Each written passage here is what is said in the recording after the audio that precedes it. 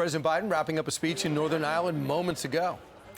And he will soon travel to the airport to head now to Dublin for the next leg of his 4-day trip. Will Peter be with him? That means Peter Doocy will be getting on a bus and going from Belfast down to Dublin, and he joins us with a wrap-up of what the president just talked a little bit about. Peter.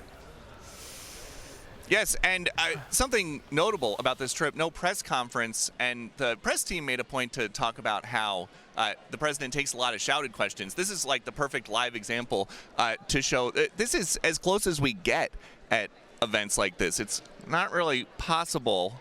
I mean, it's possible to yell, but it would be unlikely to be heard by him, and it's almost impossible that we would expect to hear his answer. Over there, somewhere in the crowd, he does have his son, Hunter, who was sitting in the front row.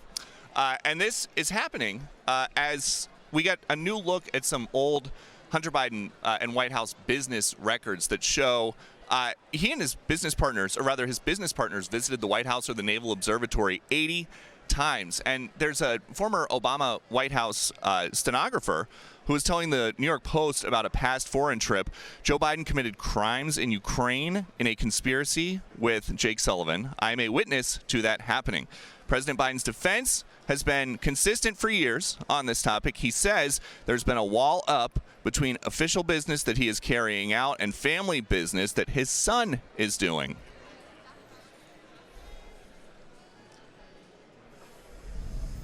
"25 years ago this week, the landmark Belfast Good Friday Agreement was signed. And it wasn't easy. I was a United States Senator at the time, and I worked very closely with my good friend George Mitchell, who will be here, I believe, in a couple days. And there were no guarantees that the deal on paper would hold.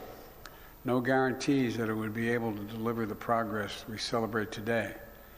It took long, hard years of work to get to this place. And that was the meat of the president's comments today. He is not focusing on anything really back home while he is here. He wants to just mark a quarter century of peace in Northern Ireland. Back to you. Okay, so Peter, you obviously can't yell a question to the president right now. But I could try. I mean, when would yes, I can hear you. Everyone in that room would turn around. I want to know about the documents. I want to know about these. I want to know about these classified documents and what allies are asking him. And Peter, I understand at the top of the hour you had a one-on-one interview with John Kirby, national security spokesperson, and you're actually going to break news in about 30 minutes. Yes, and he is the one that we were told can talk about the documents, and so we are going to talk to him about the documents and what they're hearing here in Northern Ireland. I will try just to get his attention because it looks like he's almost done. Okay. Yes.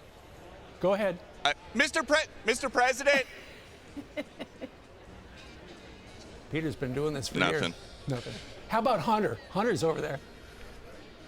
Hunter is over there. Have him come over. Oh, Hunter left. So, it's just they pipe music in, so it's harder for him to hear us, and it's harder for us to hear anything that he says. Yeah. All right. So next time, off to Dublin. Yes, indeed. Hop on the bus. We'll see you there. Thanks, Peter. President almost available. He takes shouted questions. I've never heard that retort to. Why doesn't the president have more press conference? He takes shouted questions. So far away from him, the president can't hear him. Yeah, we keep everyone in a neighboring yard, and you just yell out. But apparently, I've read the transcript. We've all got it on our phones. Peter talks to John Kirby. We get some answers. Did he announce who was leaking this? Can't say. Okay. Till 9 o'clock Eastern. Okay. Monday's message was, I don't know, which was interesting. Embargoed till 9. I'm Steve Doocy. I'm Brian Kilmeade. And I'm Ainsley Earhart. And click here to subscribe to the Fox News YouTube page to catch our hottest interviews and most compelling analysis.